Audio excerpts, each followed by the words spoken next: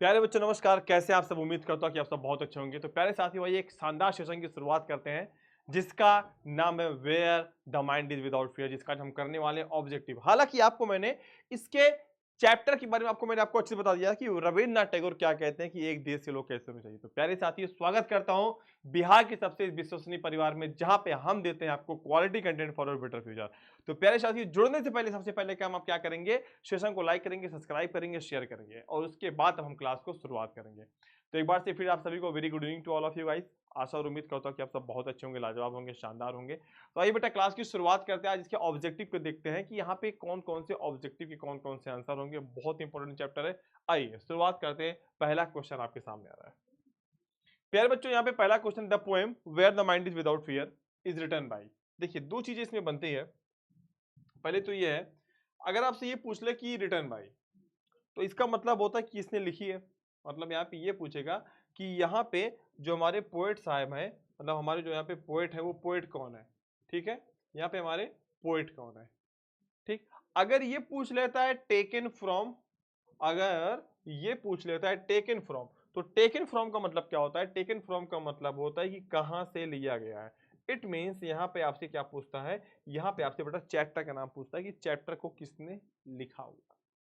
ठीक है, तो दो चीजें याद रखिए, रिटन बाई पूछ लेगा आपसे तो यहाँ पे राइटर का नाम देना है, टेकन फ्रॉम देगा तो आपको चैप्टर का नाम बताना है कि इस चैप्टर को, ये चैप्टर लिया कहां से गया है, मतलब इस चैप्टर का नाम क्या है, where the mind is without fear है या फिर द थ्री वाउज है, क्या है ये। ठीक, तो यहाँ पे पूछा कि where the mind is without fear, ये चैप्टर जो है इसको किसने लिखा हुआ है। तो आपका राइट आंसर क्या होगा, आपको पता है कि रविन्द्रनाथ टैगोर है या सरोजिनी नायडू है या विलियम वर्ड्सवर्थ है या फिर इसमें से तरुदत्त है। तो आप याद रखिएगा इसको किसने लिखा है, इसको लिखा हमारे किसने, इसको लिखा हमारे रविन्द्रनाथ टैगोर जी ने। ठीक है, इसका आंसर क्या हो जाएगा, रविन्द्रनाथ। पूछ सकता है Rabindranath Tagore has written the lesson. ठीक है, आपके चैप्टर में पूछेगा तो आपको अपने चैप्टर का नाम बताना, क्या चार ऑप्शन होंगे आपके पास, तो आप क्या बताएंगे उसमें, where the mind is without fear. ये बहुत ही प्यारा सा चैप्टर। ठीक है, आंसर हो गया। दूसरा चलते हैं, Rabindranath Tagore is well known poet from. ये पूछते हैं कि जो रविन्द्रनाथ टैगोर थे ये कहाँ के पोएट थे। ठीक है, ये पूछते क्या है आपसे, ये पूछते हैं कि कहाँ के पोएट थे। Rabindranath Tagore is well known poet. Well known का मतलब इनको अच्छी तरीके से जाना गया है पोएट के रूप में, और फ्रॉम का मतलब हो गया कहाँ के, मतलब कहाँ के एक शानदार कवि के रूप में इनको जाना गया है। तो आपको पता होना चाहिए कि इन्होंने लिखा था जंग गणमन अधिनायक जगह है अमर सोनार बांग्ला। ठीक है, तो ये कौन है, अमर सोनार बांग्ला। अमर सोनार बांग्ला का मतलब क्या हो गया, अमर सोनार बांग्ला का मतलब हो गया कोलकाता। मतलब ये है कि आपको ऑप्शन में वो वेस्ट बंगाल भी दे सकता है, या फिर आपको वो कोलकाता भी दे सकता है, या फिर आपको वो कलकत्ता भी दे सकता है। क्या, कलकत्ता। ठीक है, कलकत्ता, कलकत्ता, कोलकाता, ये दे सकता है। तो आपके पास बेटा तीन ऑप्शन है, डरिएगा मत। वेस्ट बंगाल भी दे सकता है, या कोलकाता, या फिर क्या, कलकत्ता। तीनों ऑप्शन अगर आपका आ गया तो आप राइट आंसर क्या रहेगा आपका, तीनों सही है। एज योर विश, वहां पे उस समय आपके ऑप्शन में क्या मैटर करता है आपको ये देखना है। ठीक है, आइए दूसरे क्वेश्चन की तरफ बढ़ते हैं कि Rabindranath Tagore was awarded the Nobel Prize for Literature in the, मतलब रविन्द्रनाथ टैगोर को क्या किया गया था, रविन्द्रनाथ टैगोर को किस वर्ष क्या किया गया, नोबेल प्राइज के लिए क्या किया था, नवाजा गया था। मतलब किस वर्ष क्या किया गया था, उन्हें नोबेल प्राइज के रूप में क्या किया गया था, बच्चों को नवाजा गया था। तो इसके देखिए इसमें दो आंसर है, एक है 1931, 1921, 1913 या फिर 1945। तो ऐसे में आप बिल्कुल भी घबराइएगा मत, क्योंकि इसका जो आपका आंसर होगा, सबसे पहले तो क्वेश्चन यहाँ पे ये बनता है कि इनको नोबेल प्राइज मिला। ठीक है, अच्छा किसके लिए मिला, लिटरेचर के लिए मिला। अच्छा एक क्वेश्चन और बनता है कि किसके लिए मिला, कौन से लिटरेचर के लिए, तो आपको बताऊंगा मैं आपको। तो यहाँ पे इनको नोबेल प्राइज मिलता है। ठीक है, लेकिन नोबेल प्राइज इनको मिलता कब है, तो सबसे पहला क्वेश्चन तो ये हो गया कि नोबेल प्राइज मिलता कब है। तो हम आंसर क्या करेंगे, सर इनको नोबेल प्राइज मिलता है 1913 में मिलता है। अच्छा किसके लिए, प्रोज या पोइट्री के लिए, लिटरेचर का मतलब क्या हो गया हमारा, यहाँ पे हमारा हो गया पोइट्री के लिए मिलता है। कब मिलता है, तो 1913 में मिलता है। याद रखिएगा, मोस्ट इंपोर्टेंट क्वेश्चन है। ठीक है, चलिए अगले क्वेश्चन की तरफ बेटा बढ़ते हैं। यहाँ पे which of the following is a very famous work by Tagore. भाई यहाँ पे वर्क का मतलब क्या होता है पता है, हालांकि यहाँ पे वर्क का मतलब होता है रचना। क्या होता है, वर्क का मतलब क्या हो गया बच्चे, यहाँ पे आपसे रचना का पूछ रहा है, रचना। या फिर आपसे अगर कभी कभी वर्क्स आ जाता है, वर्क्स का भी मतलब क्या होती है, रचनाएं होती है। कार्य भी होता है, क्या होता है, रचनाएं भी होती है। ठीक है, वर्क का मतलब कार्य, वर्क का मतलब रचनाएं। तो यहाँ पे पूछा कि इनका सबसे फेमस कौन सा था, तो बेटा फेमस के रूप में सिर्फ इनका एक ही था, वो पता कौन सा था, वो था कौन सा, वो था क्या, गीता, गीता दीदी। मतलब गीता दीदी का मतलब क्या, गीतांजलि। इन्होंने गीतांजलि को बहुत ही शानदार तरीके से क्या किया था बेटा, लिखा था। तो इसके लिए इनको गीतांजलि के लिए, किसके लिए ही, गीतांजलि के लिए ही इनको क्या मिलता है बच्चा, इनको गीतांजलि के लिए क्या मिलता है, इनको 1913 में क्या होता है, इनको मिलता है क्या, इनको मिलता है नोबेल प्राइज। Got it? क्या मिलता है इनको, इनको मिलता है नोबेल प्राइज। अगले क्वेश्चन की तरफ बेटा बढ़ते हैं। What is meaned by the sub clause where the mind is without fear and head is held high. मतलब यहाँ पे ये क्या है, इसका मतलब क्या है कि यहाँ पे जो ये लाइन लिखी गई है, इस लाइन का मतलब क्या है। तो हमको क्या बताना है, हमको ये बताना है कि इस लाइन का मतलब, देखो यहाँ पे ये पूछा गया है कि वेयर द माइंड, जहाँ पे हमारा दिमाग क्या हो, विदाउट फियर, बिना डर के हो, एंड हेड इज हाई, और हमारा सर क्या हो, हेल्ड हाई, मतलब गौरवपूर्ण तरीके से क्या हो हाई। इसका मतलब क्या है कि हर इंसान को जीना चाहिए कैसे, हर इंसान को जीना चाहिए बिना डरे और आत्मसम्मान के साथ। राइट आंसर क्या हो जाएगा, राइट आंसर ए हो जाएगा हमारा क्या, to be fearless and self respected. ठीक है, राइट आंसर क्या हो गया आपका, ए हो गया। अगला क्वेश्चन देखते हैं। According to Tagore what is the mean by the sub clause where where knowledge is free, जहां पे शिक्षा क्या हो, आजाद हो। तो मतलब यहाँ पे ये हो जाएगा क्या,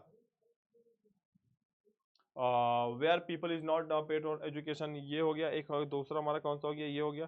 ठीक है, तो यहाँ पे हमारा क्या होगा, where people are provided education freely irrespective of their caste. बिल्कुल, यहाँ पे समस्त लोगों को क्या मिलना चाहिए, एक शिक्षा मिलनी चाहिए, किसके, बिल्कुल किस, मतलब इस बिहाफ पे ना मिले शिक्षा कि उनकी जाति अलग है, उनका धर्म अलग है, वो सोशल तरीके से अलग है, उनका स्टेटस अलग है, उनकी नेशनैलिटी अलग है, इसके आधार पर सब बराबर है। इस आधार पे अगर आप शिक्षा प्रदान करते हैं तो इसको हम बोलते हैं where the knowledge is free, जहां पे शिक्षा हमारी फ्री हो।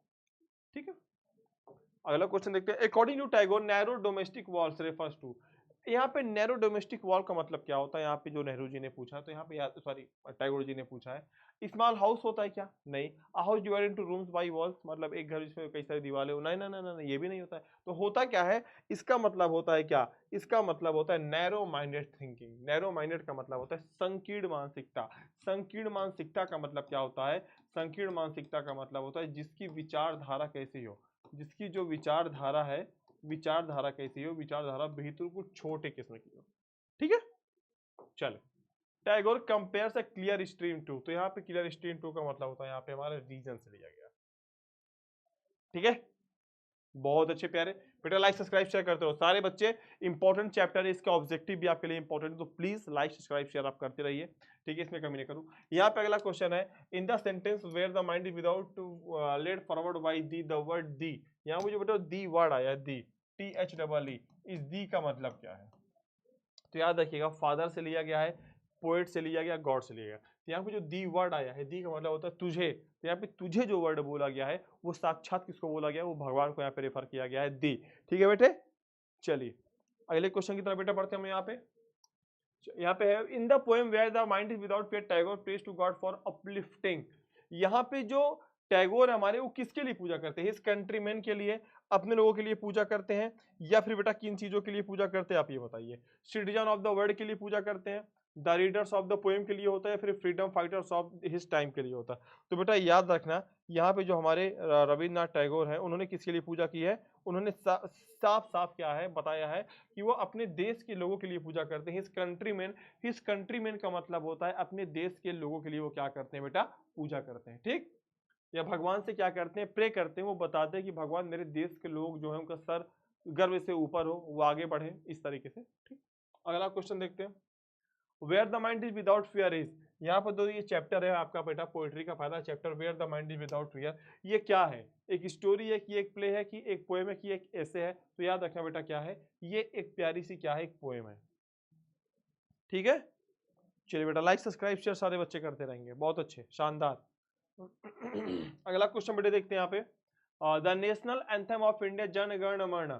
ठीक है, जन गण मन को किसने लिखा है, जन गण मन हैज बीन कंपोज्ड बाय, तो ये किसके द्वारा लिखा गया है, यहाँ पे टैगोर है बेटा, निराला है, सरोजिनी नायडू है, और क्या है, अरबिंदो है। तो बेटा यहाँ पे ना निराला होंगे, ना सरोजिनी नायडू होंगे, ना अरबिंदो घोष होंगे, यहाँ पे कौन होंगे, यहाँ पे टैगोर होंगे। टैगोर का मतलब कौन हो गया,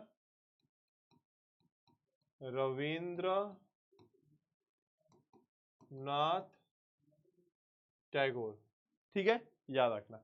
इनको क्या मिलता है? इनको मिलता है नोबेल प्राइज। कब मिलता है? 1913 में मिलता है। किसके लिए मिलता है? गीतांजलि के लिए मिलता है। इस चीज को बेटा आप याद रखना। अगला क्वेश्चन क्या है? When was Tagore born? Tagore का बेटा जन्म कब हुआ था? तो बेटा ये बहुत ही प्यारा सा क्वेश्चन है और इस क्वेश्चन का आंसर हमको लगता है कि सारे बच्चों को पता होगा कि वो टैगोर का जन्म कब हुआ था। तो बेटा याद रखना, टैगोर जी का जो जन्म हुआ था वो कब हुआ था? 1861 में। कब हुआ था? 1861 का मतलब होता है 1861 में हमारे रविंद्रनाथ टैगोर जी का क्या होता है बेटे? जन्म होता है। अगला क्वेश्चन देखते हैं, गीतांजलि मतलब गीतांजलि कितने इसमें लाइनें बेटा? 103 मतलब 103 इसमें लाइनें हैं। इस चीज को आप भूलिएगा मत, ठीक है? 103 पोएम्स है इसमें। ठीक, चलिए प्यारे बच्चों, अगला क्वेश्चन आपके लिए है। ये इसमें लगभग हमने लोगों जो 15 क्वेश्चन किए हैं बेटा, बहुत इंपॉर्टेंट थे। साथ में आपके लिए बेटा ये प्यारा सा HW है। HW क्या है कि यहाँ पे आपको क्या बता रहा है? एंटोनिम बताना है। एंटोनिम का मतलब होता है उल्टा। मतलब यहाँ पे आपको उल्टा शब्द ढूंढना है। किसमें से? इसमें पे ढूंढना है। जैसे नॉलेज है, नॉलेज का उल्टा क्या होगा? फियर का उल्टा क्या? हाई का उल्टा क्या होता है? फ्रेगनेंस का उल्टा क्या होता है? परफेक्शन का, माइंड का, वाइड का, फ्रीडम का।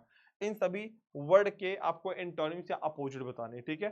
तो प्यारे बच्चों प्लीज इस क्वेश्चन का आंसर सारे बच्चे करेंगे और मैं रिक्वेस्ट करता हूं कि सारे बच्चों का आंसर बिल्कुल आना चाहिए, क्योंकि मैं आपके इस कमेंट का इंतजार करूंगा। तो सेशन जैसा भी लगाओ, प्लीज आप लोग जरूर इसको लाइक सब्सक्राइब शेयर जरूर करेगा। तब तक के लिए आप सभी को बहुत बहुत धन्यवाद। नमस्कार, जय हिंद, जय भारत।